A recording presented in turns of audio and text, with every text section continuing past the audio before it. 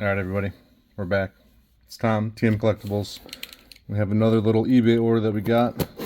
Bit of a story for this one. Hopefully it's not too loud while I open it, like the last one. So quick rundown, we bought this for $8. It should be just a bunch of rares. However, the person that shipped it to us paid way more in postage. So there's a little bit of a back and forth on the eBay talk over there. Because I only paid $8 and they could not, that looks like fun, they could not justify giving it to me since they undercharged so much for shipping. So after some back and forth, they were nice enough to ship me this for free, which is weird because I told them I'd pay for it, the original money that I said, but I guess they I don't know. So yeah, this is all free. Hopefully it's not super dinged up, but let's see what we get. All right, so I think it was right around 160 rares for $8, aka free now, because like I said. All right, let's see. The question's going to be, are these going to be in good shape or not?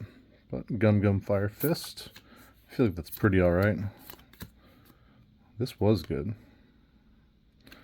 So one thing you always got to remember is whenever you're buying stuff from lots, you always got to assume the quality, even if it's stated as good, can be a little rough. So, I mean, if you look the way that was kind of packed in there, I mean, it wasn't too bad, but the Charlotte Pudding, I think she's decent. I should probably separate some of these. Let's kind of zip through this and just kind of see what we get. I'll maybe flip through on the back and see some of the, if there's any damage or not. But a lot of this is going to come down to just either kind of getting lucky. It's all just upside down, horrible. Getting lucky, you know, I try to pay like, well, as little as possible, so I guess this one worked out, but there's a lot of back and forth on eBay for it. Like 10 cents a card for rares. I used to be able to get them for like 5 or 6, but then One Piece started getting like way more popular. Suru was good, I'm pretty sure. So a lot of this might actually come down to when you get stuff, if you want to do something with this. That's good. I know that much at least. Or he was when I had some to still sell. Virgo. Nice. I haven't really had too many Jolly Rogers lately. Sorry. You might be buying stuff just to kind of get more inventory, whether or not you break even on it or maybe make a penny a card. So there's a lot of Frankie. There we go. I think Frankie's decent right now. You're just looking to get more cards. All right, the more cards you have, the more variety, the more likely you'll be able to get somebody to buy something from you. 2020 Chopper, you were worth a little bit. But even if I did pay $8 for this, I think I easily, you know, you're not making buku dollars unless you get lucky with, you know, a rare that's $4 or $5, or like Tempest Kick. Tempest Kick was worth something. I don't know what that's at now, but it was pretty good.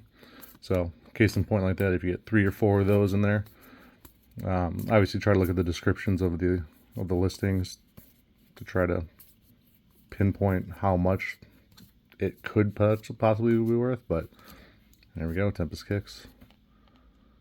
I really gotta see what those are worth now, because I think they were a couple dollars each at one point not too long ago. So hey, 4 Tempest Kicks, we'll take it. Some more 2020 Choppers. But a lot of the time, at least kind of what I'm doing now, is postage is kind of how I make a small bit of money.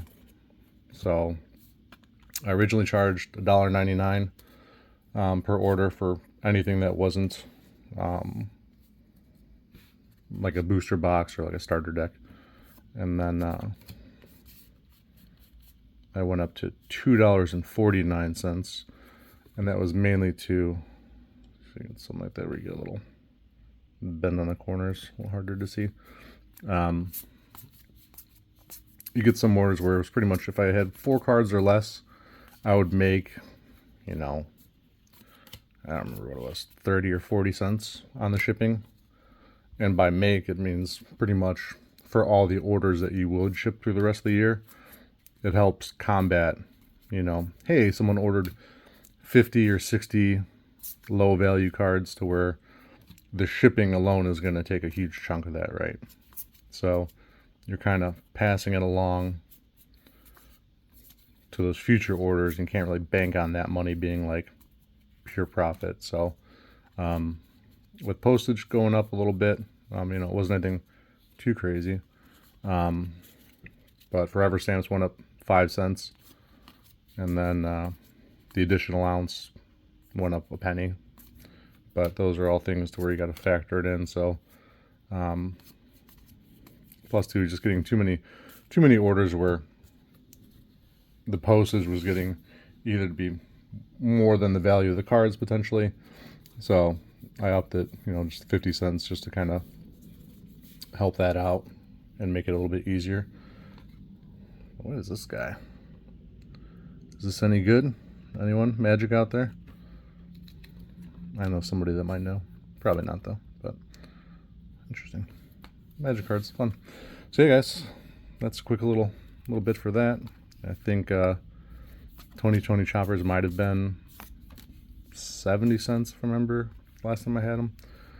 Charlotte puddings were probably around, they used to be a couple dollars, you know, maybe a couple months back.